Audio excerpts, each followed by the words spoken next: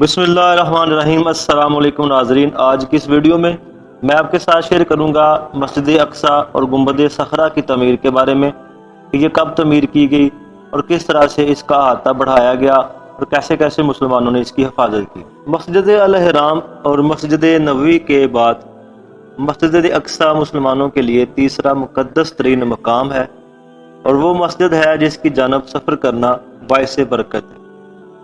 قبلہ اول کی حیثیت رکھنے والی مسجد اقصی کی سب سے بڑی فضیلت یہی ہے کہ نماز فرض ہونے کے بعد 16 سے 17 ماہ تک مسلمان اس کی جانب رخ کر کے نماز پڑھتے رہے۔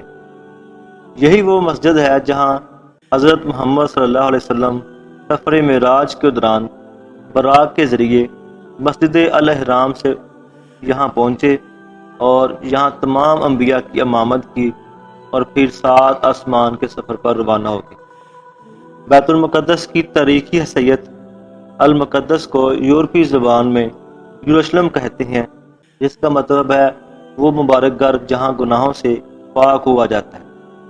یروشلم یا القدس شہر مسلمانوں، یہودیوں اور عیسائیوں تینوں کے نزدیک بہت مقدس مقام ہے۔ تاریخی شواہد کے مطابق 712 قبل مسیح میں یہاں حضرت سلیمان علیہ السلام نے جنوں کے ذریعے ہیکل تعمیر کروایا تھا اور اسے بنی اسرائیل کے نبیوں کا قبلہ بھی قرار دیا گیا۔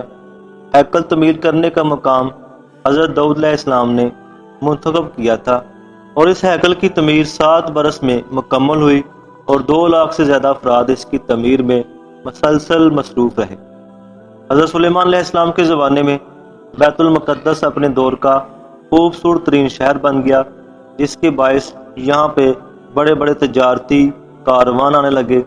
حضرت یعقوب علیہ السلام کو مسجد اقصی کا معمار مانا جاتا ہے۔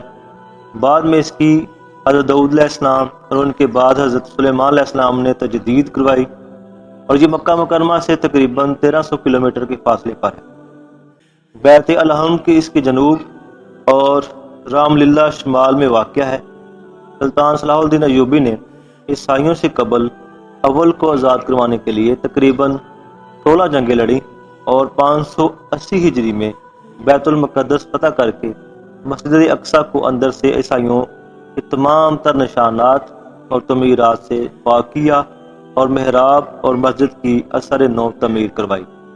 595 ہجری میں ایوبی خاندان نے پہلی بار مسجد کو عرق گلاب سے غسل دیا۔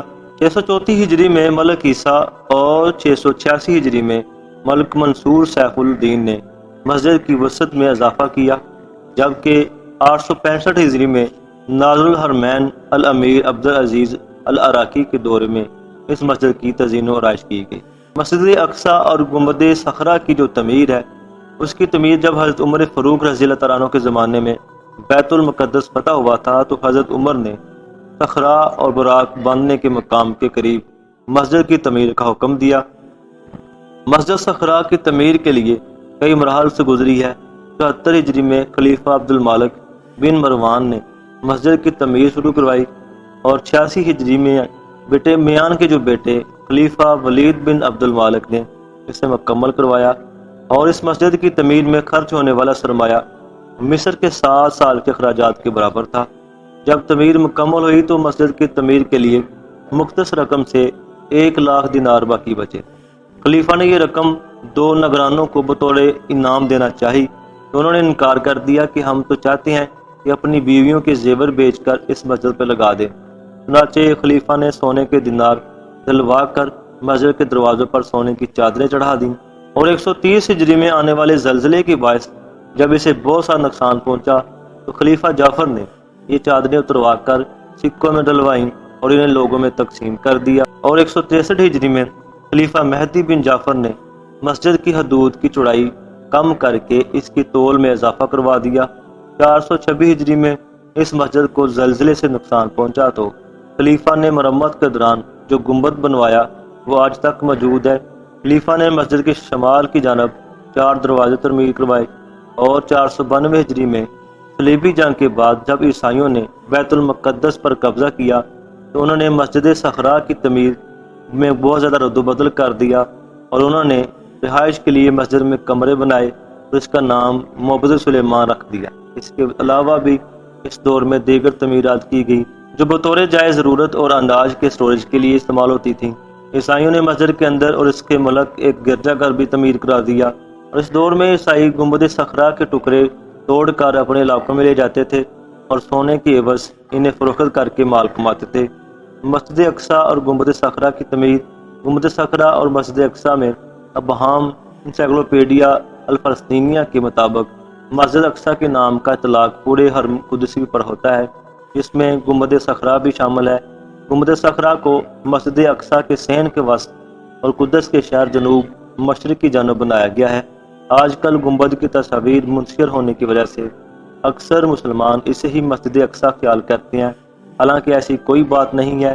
مسجد بڑی صحن کے جنوبی حصہ میں واقع ہے، جبکہ گنبد صحن کے وسط میں اونچی جگہ پر موجود ہے، اور 969 ہجری میں اسے 1341 تک مسجد اقصی اور رقبہ صخرہ خلافت عثمانیہ یعنی کہ ترکی کے زیر انتظام اس کو بنوایا گیا تھا، اور اس کی تعمیر میں رد و بدل کیا جاتا رہا، اور 1945 عیسوی میں یہودیوں نے مسجد میں بم پھینکے، جس کی وجہ سے باب وسط گر گیا اور گنبد کو بہت سارا نقصان پہنچا۔